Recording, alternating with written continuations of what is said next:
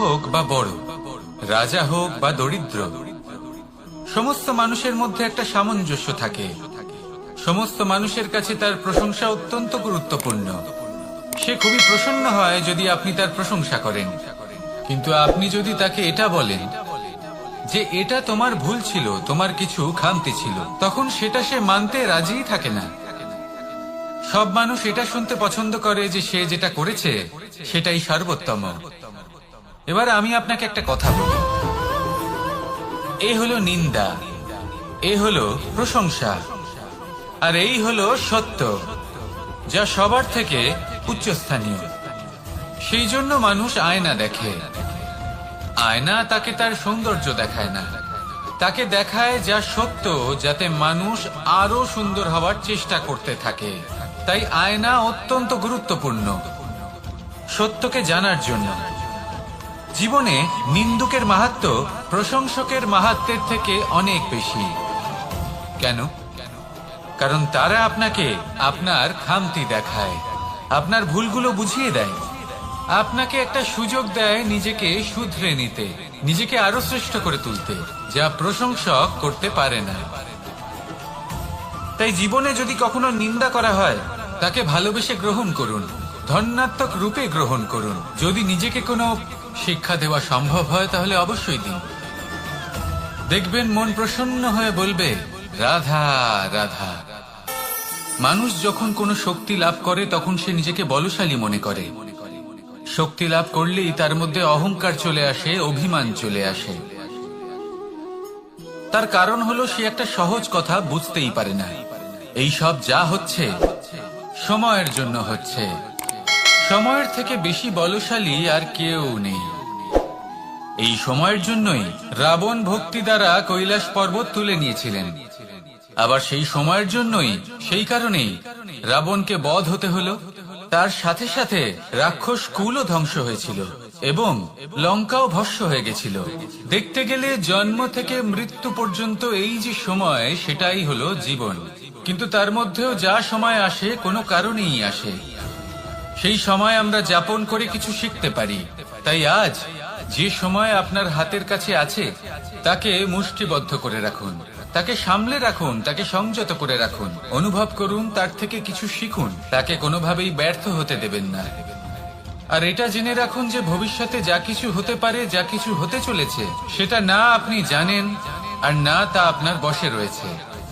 সেই জন্য আজ অহংকার বা অভিমান করে নিজের ভবিষ্যতের ক্ষতি করবেন না, সেই অনর্থ ঘটাবেন না। এটাই হলো সময়ের অর্থ। আসুন আমার সাথে ভালোবেসে বলুন, রাধা রাধা। গুরু, যিনি পথ দেখান, আমাদের জীবনে অত্যন্ত গুরুত্বপূর্ণ, অত্যন্ত আবশ্যক। কিন্তু কিছু মানুষ মনে করেন যে গুরুর কোনো প্রয়োজন নেই, কারণ এই সমগ্র জ্ঞান মানুষের অন্তরেই নিহিত রয়েছে। এবার প্রশ্ন এটাই, যদি সমস্ত জ্ঞান মানুষের অন্তরে নিহিত থাকে তাহলে গুরুর কি প্রয়োজন?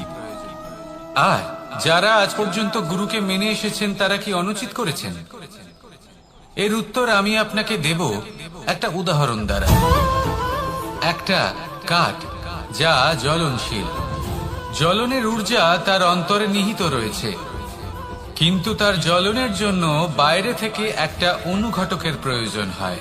এই অনুঘটকই হলেন আপনার গুরু।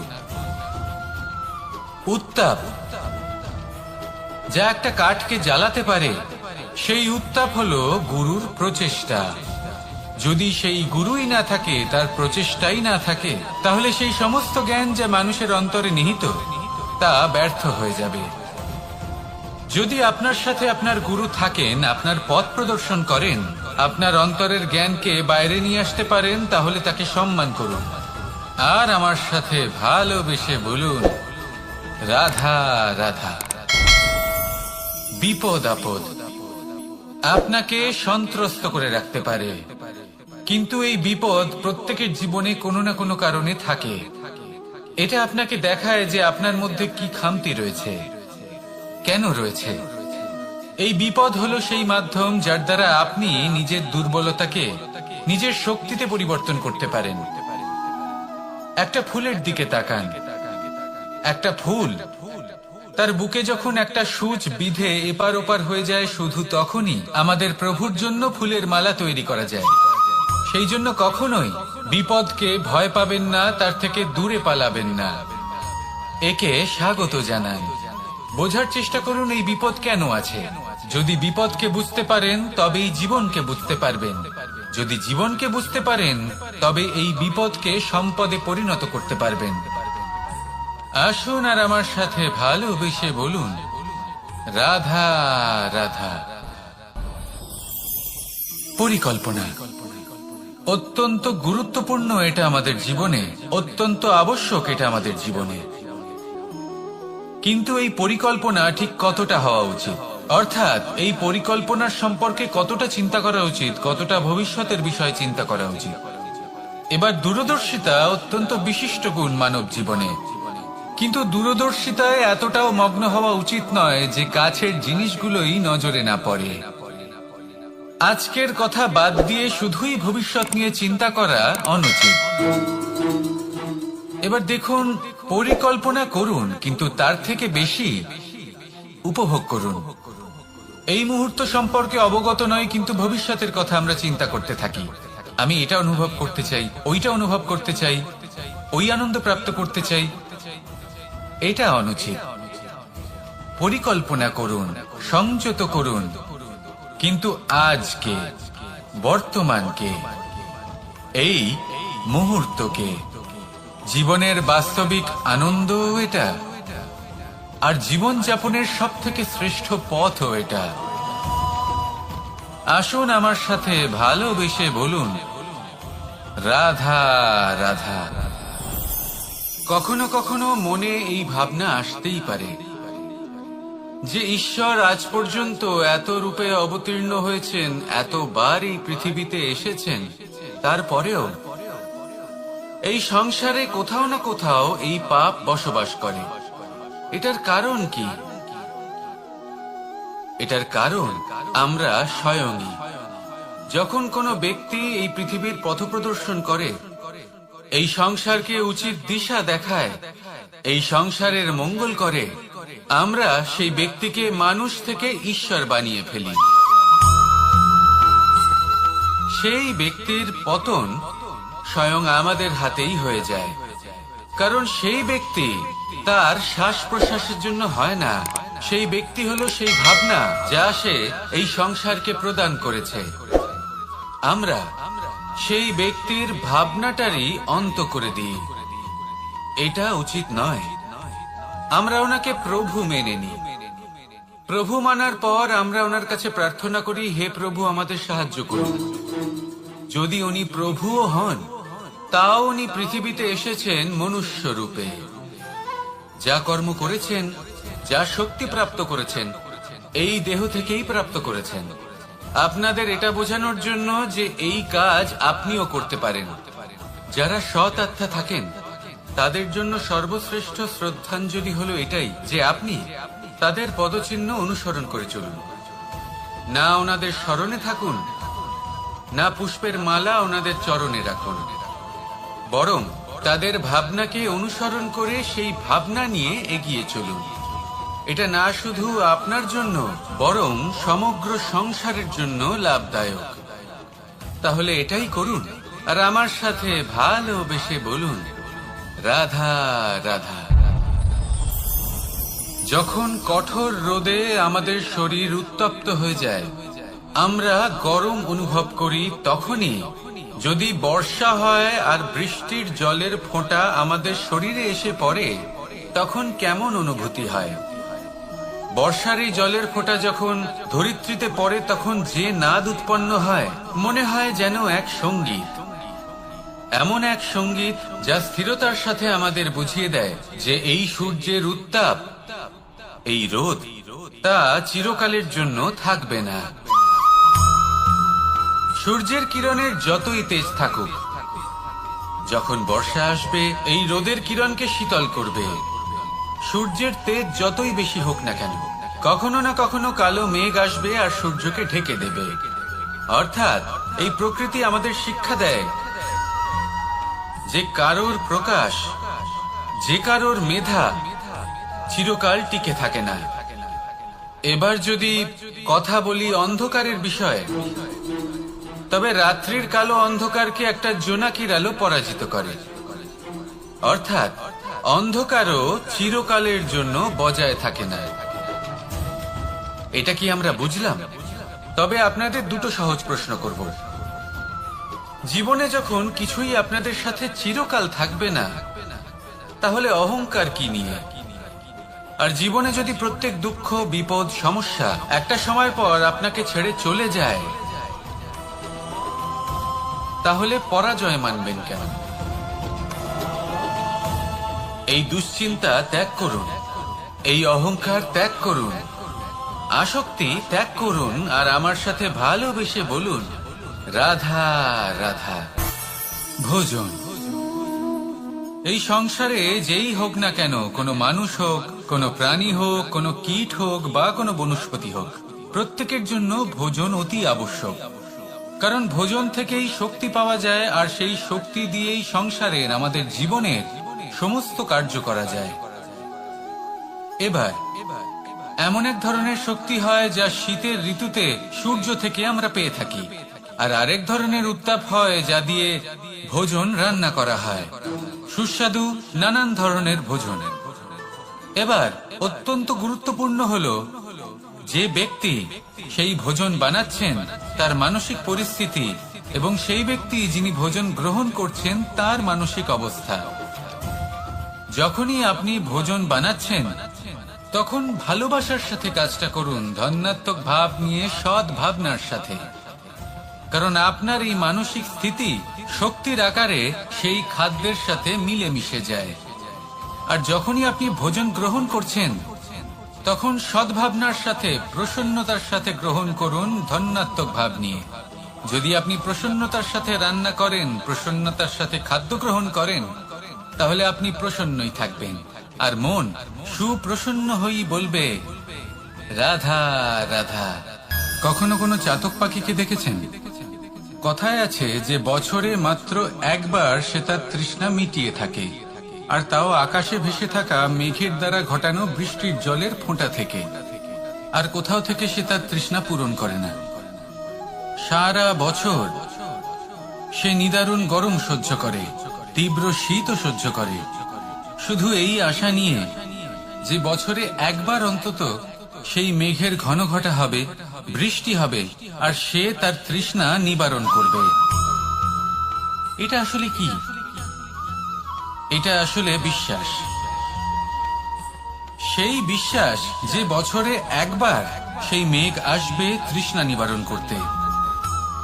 যেমন দেখুন, একটা সূর্যমুখী ফুল সারা রাত অন্ধকারের সাথে যুদ্ধ করে, কারণ তার বিশ্বাস যে ভোরবেলায় সূর্য তাকে অবশ্যই দর্শন দেবেন।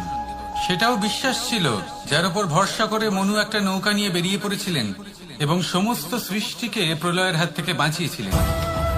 সেটাও ছিল ভালোবাসার প্রতি বিশ্বাস, যার উপর ভরসা করে বানর এবং ভাল্লুক সেনা নিয়ে শ্রীরাম আক্রমণ করেছিলেন সমস্ত বরদানপ্রাপ্ত অসুরগণ এবং রাক্ষসগণের লঙ্কায়, এবং জয় লাভ করেছিলেন।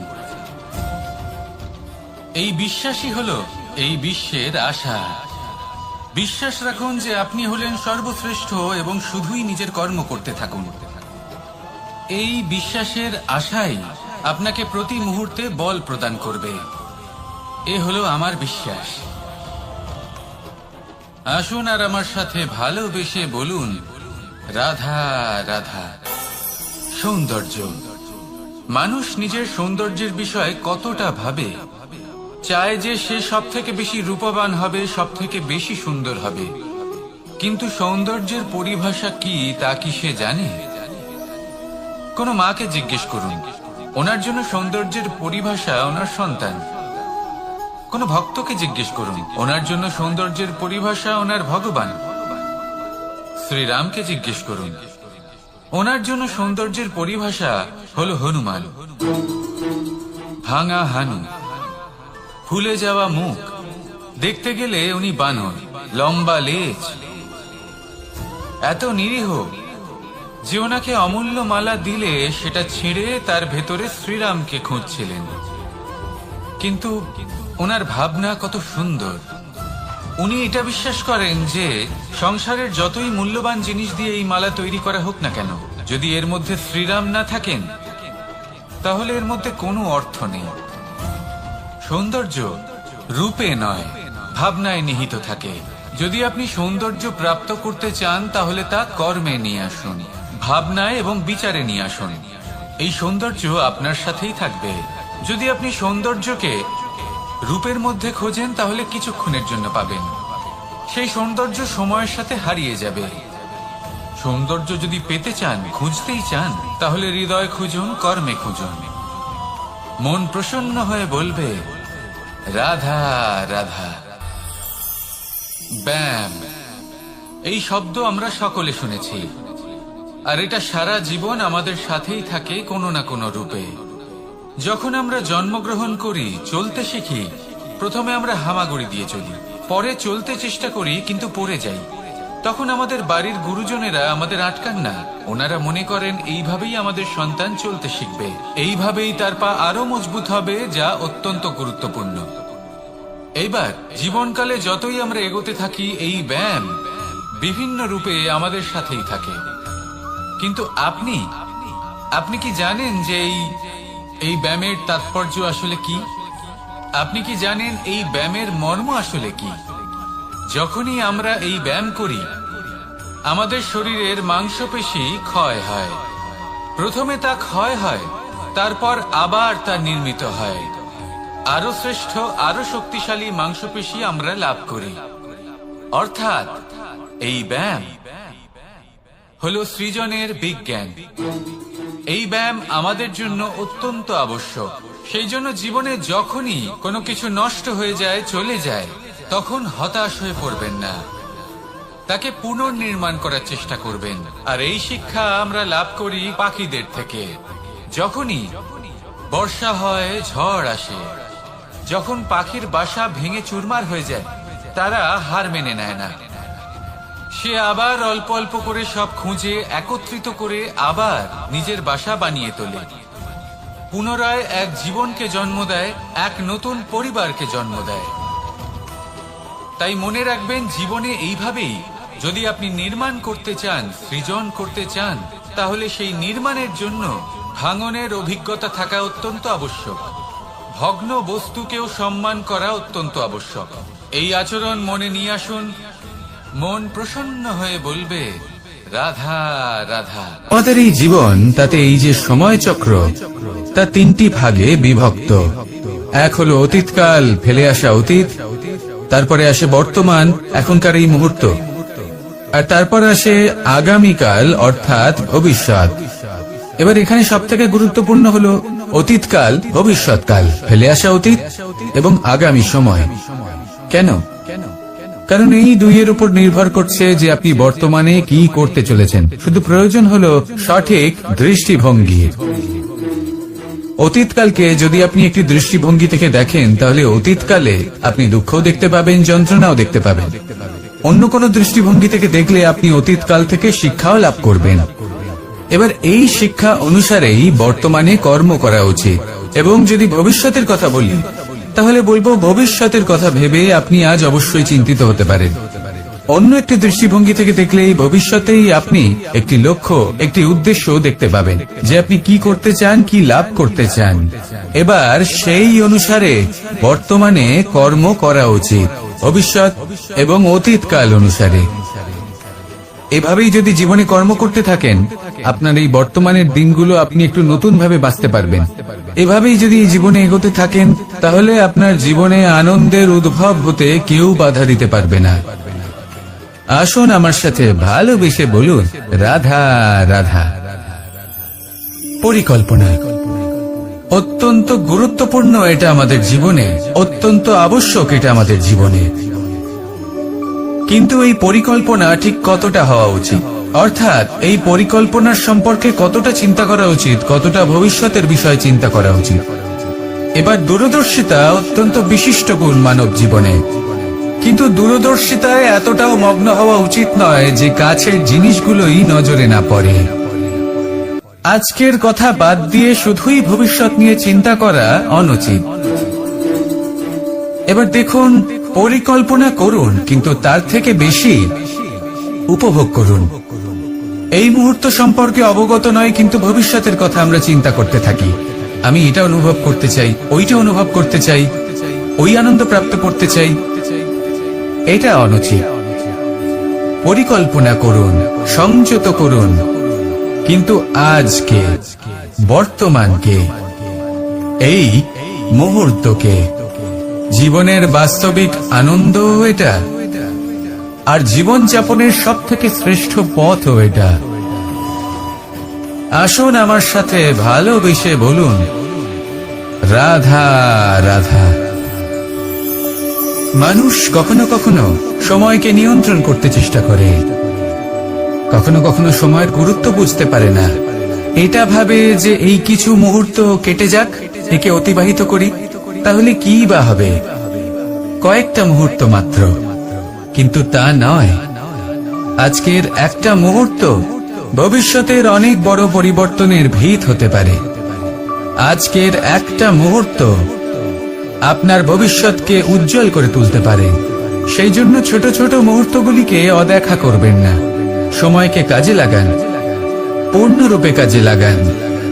এবার যদি আপনি কাউকে সাহায্য করতে চান আর সেই কারণেই যদি থেমে থাকেন, তাহলে ঠিক আছে, কারণ আপনি কাউকে সাহায্য করে তার জীবনকে আরো ভালো করে তুলতে চাইছেন, আরো শ্রেষ্ঠ করতে চাইছেন। এই পুণ্য, এই কর্ম ফিরে আপনার কাছেই আসবে আর আপনার জীবনকে শুভ করে তুলবে। কিন্তু যদি আপনি আলস্যের কারণে থেমে থাকেন এবং কিছুই না করেন, সময় নষ্ট করেন, তাহলে কিন্তু একটাই ঘটনা ঘটবে, আপনার ভবিষ্যৎ বিপদগ্রস্ত হয়ে পড়বে, আর কিছুই নয়। সেই জন্য এটা বোঝা প্রয়োজন যে কখন থামতে হবে এবং কেন থামতে হবে।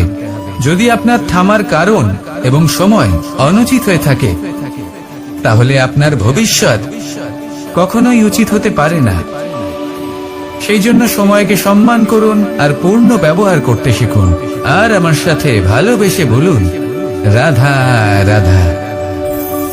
বিপদ আপদ আপনাকে সন্ত্রস্ত করে রাখতে পারে, কিন্তু এই বিপদ প্রত্যেকের জীবনে কোনো না কোনো কারণে থাকে। এটা আপনাকে দেখায় যে আপনার মধ্যে কি খামতি রয়েছে, কেন রয়েছে। এই বিপদ হলো সেই মাধ্যম যার দ্বারা আপনি নিজের দুর্বলতাকে নিজের শক্তিতে পরিবর্তন করতে পারেন। একটা ফুলের দিকে তাকান। একটা ফুল, তার বুকে যখন একটা সূচ বিঁধে এপার ওপার হয়ে যায়, শুধু তখনই আমাদের প্রভুর জন্য ফুলের মালা তৈরি করা যায়।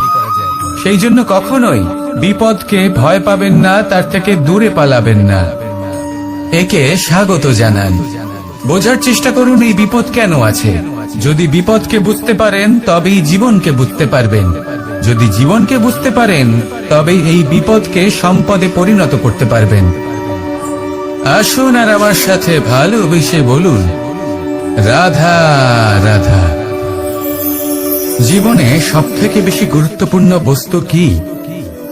বাড়ি, বাহন, সোনা, ধন। যদি আমি সত্যি বলি, তাহলে জীবনের সবথেকে বেশি গুরুত্বপূর্ণ বস্তু কোনো বস্তুই নয়। যদি কিছু গুরুত্বপূর্ণ থাকে, তাহলে তা হলো অনুভূতি, করুণা, মিত্রতা, মাতৃত্ব, বাৎসল্য, আর সবথেকে বেশি গুরুত্বপূর্ণ ভালোবাসা। নিজেদের এই জীবনে যদি আপনি শুধুমাত্র বস্তুর খেলাতে মেতে থাকেন, তাহলে জীবনে আনন্দ কখনোই থাকবে না। নিজের এই জীবনকে অনুভূতির পীঠস্থান বানিয়ে তুলুন। এই মন প্রসন্ন হয়ে বলবে, রাধা রাধা। সাগরের ঢেউ সমুদ্র তটে ধাক্কা খেয়ে, পাথরের সাথে ধাক্কা খেয়ে তার আকার বদলে দিতে পারে। বিভিন্ন আকারের পাথরে এদের ঘষে ঘষে গোলাকার বানিয়ে দিতে পারে, কিন্তু এই সাগরের ঢেউ এদের নিজেদের আকার কখনো বদলায় না। কিন্তু এমন কেন? কারণ এরা বিচ্ছিন্ন হয়েও আবার একত্রিত হতে জানে।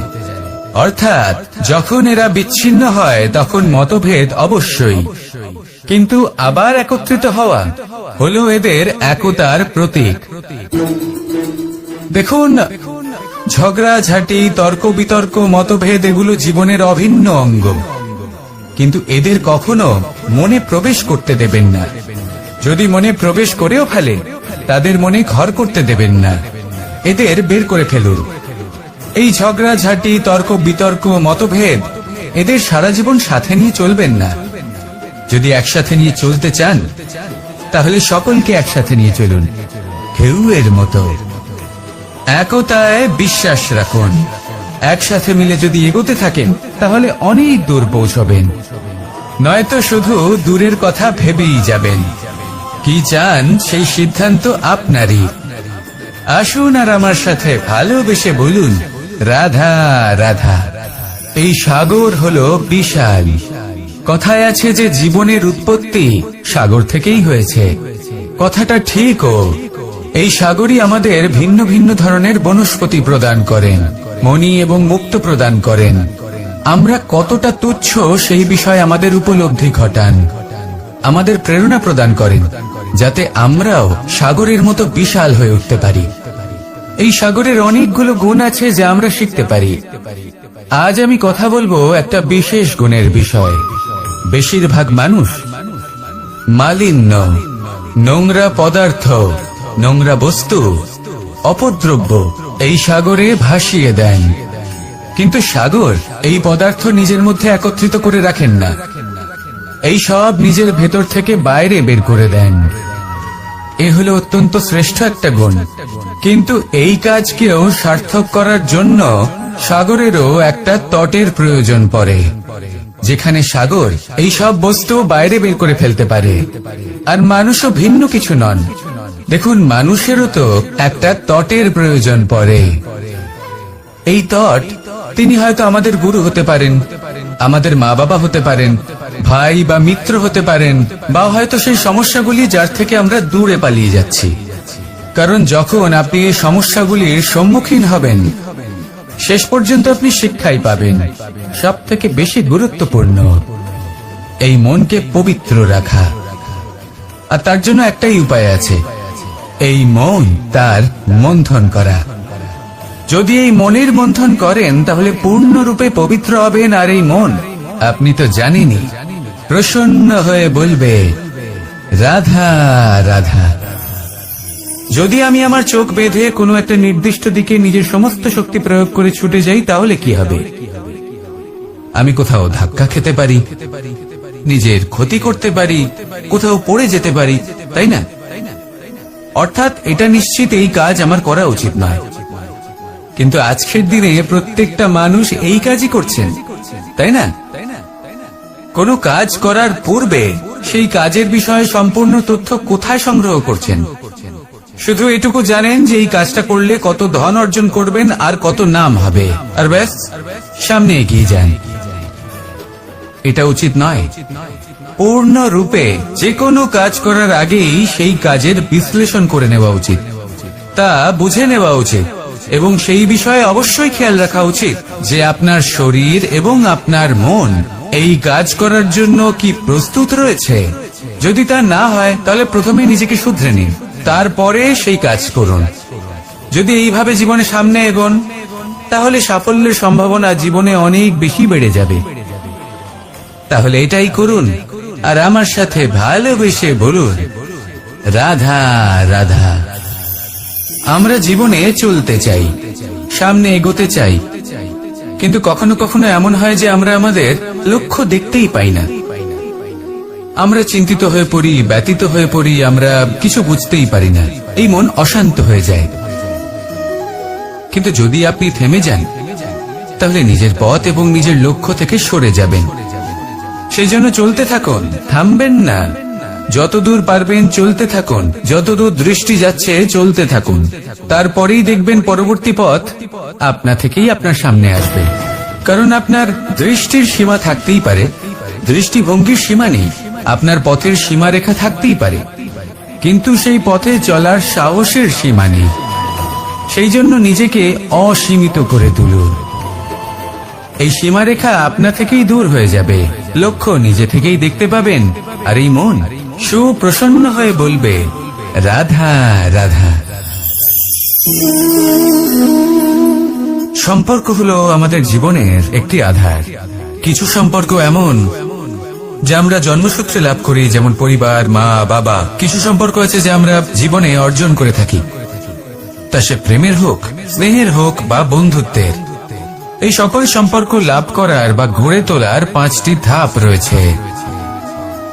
প্রথম ধাপ, কোনো ব্যক্তির সাথে আলাপ হওয়া, তার সাথে কথা বলা বা তাকে দেখা। দ্বিতীয় ধাপ, সে ব্যক্তিকে আমাদের ভালো লাগা। তৃতীয় ধাপ, আমাদের এটা চাইতে শুরু করা যে জীবনে এই ব্যক্তি যেন আমাদের বন্ধু হন, আমাদের জীবনে থাকেন, বা আমাদের কাউকে ভালোবেসে ফেলা আর এটা আমাদের ভাবা বা চাওয়া যে সেই ব্যক্তি যেন আজীবন আমার সাথে থাকেন, আমার জীবনে আমার সাথী হয়ে। চতুর্থ ধাপ, লাভ করা। এবার এই ধাপটি অনেক মানুষের পক্ষেই খুবই সরল হয়, বড়ই সরলভাবে নিজেদের সঙ্গীকে লাভ করে থাকেন। কিছু মানুষের জন্য এই ধাপ অত্যন্ত কঠিন হয়ে থাকে। অনেক প্রতিকূল পরিস্থিতির ওপর জয়লাভ করে তারা সঙ্গীকে লাভ করেন, কিন্তু লাভ অবশ্যই করেন। এরপরে আসে পঞ্চম, অন্তিম এবং সবথেকে গুরুত্বপূর্ণ ধাপ। সেটা হলো সেই সম্পর্ক পালন করা। এটা হলো এমন এক বিষয় যা প্রত্যেক মানুষের শেখা উচিত। যদি ব্যক্তি নিজের জীবনে সম্পর্ক রক্ষা করতে শিখে যান, তবে প্রত্যেক সম্পর্ক তার জীবনকে স্বর্গ করে তুলবে। আসুন আর আমার সাথে ভালোবেসে বলুন, রাধা রাধা। রাধা কখনো কখনো আমার জন্য বড়ই সুগন্ধি আতর নিয়ে আসে, পারিজাত ফুলের মালা নিয়ে আসে আমার প্রসাধন করবে বলে, এবং আমার সব থেকে বেশি প্রিয় মাখন নিজে হাতে বানিয়ে আনে আমাকে নিজে হাতে খাইয়ে দেবে বলে, সবকিছু আমাকে প্রসন্ন করবে বলে। কিন্তু আপনি কখনো ভেবেছেন যে এই আতর কিভাবে বানানো হয়? সহস্র ফুলের পাপড়ি একসাথে পিষে নিতে হয়, তারপরে তার থেকে যে রস নিঃসৃত হয় সেই রস দ্বারাই আতর তৈরি হয়। অনেক সংখ্যক ফুলকে অসীম যন্ত্রণা ভোগ করতে হয়, তবে তারা আমার প্রসাধন সামগ্রী হয়ে উঠতে পারে। দুধ থেকে মাখন তৈরি করার জন্য কতটা পরিমাণ মন্থন সহ্য করতে হয় সেটা আপনি জানেন। ঠিক সেই রকমই হলো আমাদের জীবন। বিপদও আসে, কঠিন পরিস্থিতিও আসে, এর সম্মুখীন হতে শিখুন। মনে রাখবেন, আপনি হলেন সেই দুধ যাকে মন্থন সহ্য করতে হবে মাখন হয়ে ওঠার জন্য। মনে রাখবেন, আপনি হলেন সেই ফুলের মতন যাদের পিষ্ট হতে হবে সুগন্ধি আতর হয়ে ওঠার জন্য, যাকে এই সংসার পছন্দ করে। কখনো কখনো জীবনে আপনার সাথে খারাপ শুধুমাত্র এই কারণে ঘটে যাতে আপনার শ্রেষ্ঠ রূপ এই সংসারের সামনে আসতে পারে। শুধুমাত্র কঠিন পরিস্থিতি এবং বিপদকে একটা সুযোগ হিসেবে দেখার চেষ্টা করুন। আপনার জন্য এই সংসার বদলে যাবে, সংসারকে দেখার দৃষ্টিভঙ্গি পাল্টে যাবে, আপনার ভাগ্য পাল্টে যাবে, আর এই মন প্রসন্ন হয়ে বলবে, রাধা রাধা। কি অমূল্য, কি সুন্দর এই রত্ন। এবার ভেবে দেখুন, যদি আমি এই রত্নকে ব্যবহার করি আখরোট ভাঙার জন্য, তাহলে কি হবে? বা ভেবে দেখুন, এই রত্ন নিয়ে আমি যদি বন্ধুদের সাথে খেলা করতে শুরু করে দিই, তাহলে কি হবে? আপনি তো হাসবেন আমার ওপর। আপনি বলবেন, এত অমূল্য একটা রত্ন, এর দ্বারা কত দুঃখ দূর করা সম্ভব। এই মূল্যবান রত্নের আমি অপব্যবহার করছি। একদম ঠিক বলেছেন, আমি মেনে নিচ্ছি। মূল্যবান বস্তুর অপব্যবহার করা অনুচিত, কিন্তু আপনিও তো তাই করছেন, তাই না? ভেবে দেখুন, মানুষ এই সংসারের সর্বশ্রেষ্ঠ প্রাণী, আর মানুষের এই শরীর সব থেকে মূল্যবান রত্ন। এবার এর সাথে আপনি কি করছেন? অপব্যবহার করছেন না, নিজের স্বাস্থ্যের যত্ন নিচ্ছেন না, আপনি অনুচিত পথে চলছেন শুধুমাত্র ধন অর্জন করার জন্য, পাপ কাজ করছেন, কি না করছেন? এটা অপব্যবহার নয়? ভেবে দেখুন, আমরা এই মানব শরীরের সাথে কি করতে পারি যদি এর আমরা সদ্ব্যবহার করি। তাহলে অনন্ত পুণ্য অর্জন করতে পারি, যার দ্বারা শুধুই নিজেকে নয় বরং আমাদের আশেপাশের সকলকে সন্তোষ প্রদান করতে পারি। তাই সংকল্প নিন এটাই যে মানব শরীরের আমি সদ্ব্যবহার করব, পুণ্যের পথে চলব, সকলের মঙ্গলের জন্য, সকলের প্রসন্নতার জন্য। এই কর্ম করুন, এই পথে চলতে থাকুন। এই মন সন্তোষ বোধের সাথে বলবে রাধা রাধা। এই সংসারের সব থেকে বড় শক্তি আসলে কি? দৈহিক শক্তি, ভৌতিক শক্তি, রাজনৈতিক শক্তি, স্বর্ণের শক্তি, বিদ্যার শক্তি নাকি মায়ার শক্তি, ভক্তির শক্তি নাকি নিরাশক্তির শক্তি? এই সংসারের সব থেকে বড় শক্তি হলো হাসি মুখের। যদি আপনি এবং আমি এমন কোন সময় হাসতে পারি যেখানে মুখে হাসি আসা প্রায় অসম্ভব, তাহলে বিশ্বাস করুন এই সংসারে কেউ আপনাকে ভাঙতে পারবে না। এটা কিছুটা সেই রেশমের কীটের মতো, যে চারিদিক থেকে নিজেকে ঢেকে রাখে একটা খোলসের মধ্যে থাকে কিন্তু জীবিত থাকে। এই হাসি মুখ এটা শুধুমাত্র একটা আবেগ নয়, এটা সংসারের যে কোনো অভাব দূর করে। অভাব আশার, অভাব বিশ্বাসের। এই হাসি আপনার অন্তরে আশার আলো জাগ্রত করে আর এই সংসারের হতাশা দূর করে দেয়। তাই কঠিন থেকে কঠিনতর পরিস্থিতিতেও মুখে হাসি বজায় রাখুন। এই শক্তি আপনার থেকে কেউ কাটতে পারবে না। আর যদি আপনার কাছে এই শক্তি থাকে তাহলে অন্য কোনো শক্তি আপনাকে বাধা দিতে পারবে না। তাহলে হাসুন আর আমার সাথে ভালোবেসে বলুন রাধা রাধা। ভীষ্ম একটা মহান নাম, দেবী গঙ্গার সুপুত্র। স্বয়ং বৃহস্পতি এবং পরশুরাম ছিলেন ওনার শিক্ষাগুরু। অত্যন্ত মহান যোদ্ধা ছিলেন, কিন্তু এই মহান যোদ্ধা ইনি ইতিহাসে আজ পর্যন্ত সেই সম্মান পেলেন না যার উনি যোগ্য ছিলেন। কারণ নির্বাচন। রাজ সিংহাসনের সেবা করার প্রতিজ্ঞা নিয়েছিলেন উনি। এবার রাজ সিংহাসনে যেই বসুক না কেন তার সেবা করা, তার প্রত্যেক আদেশ পালন করা, এটাই ছিল ওনার প্রতিজ্ঞা। তা সেই ব্যক্তি উচিত হোক বা অনুচিত, সে উচিত পথে চলুক বা অনুচিত পথে চলুক, সুপাত্র হোক বা কুপাত্র, উনি তার সেবা করতে থাকলেন, তার প্রত্যেক আদেশ পালন করতে থাকলেন, নিজের প্রতিজ্ঞা পালন করতে থাকলেন। ধৃতরাষ্ট্র নেত্রহীন অবশ্যই ছিলেন, কিন্তু এতটাও নেত্রহীন ছিলেন না যে উনি প্রজাদের চোখের জল, ধর্ম অধর্ম দেখতে পাবেন না। উনি সব বুঝতে পারতেন। আর এদিকে ভীষ্ম নিজে প্রতিজ্ঞাবদ্ধ হয়েছিলেন। দুর্যোধন অনুচিত পথে চালিত হচ্ছিল, তাও উনি তাকে সঙ্গ দিতে থাকলেন। আর পরিণামস্বরূপ আজ পর্যন্ত ইতিহাসে উনি সেই স্থান পেলেন না, সেই সম্মান পেলেন না যার যোগ্য উনি ছিলেন। যদি আপনি কোনো প্রতিজ্ঞা করে থাকেন তা সে যতই কোনো উচিত কারণের জন্য হোক না কেন, যদি আস্তে আস্তে সময়ের সাথে সেই প্রতিজ্ঞা আপনাকে অনুচিত পথে চালিত করে অধর্মের পথে নিয়ে যায়, পাপের পথে নিয়ে যায়, তাহলে সেই প্রতিজ্ঞা ভঙ্গ করা অত্যন্ত আবশ্যক। সময় অনুসারে নিজেকে বদলানো আবশ্যক, নয়তো এই প্রতিজ্ঞা আপনাকে দিয়ে পাপ কর্ম করাবে, কুকর্ম করাবে আর আপনার বিনাশের কারণ হবে। আসুন আমার সাথে ভালোবেসে বলুন রাধা রাধা।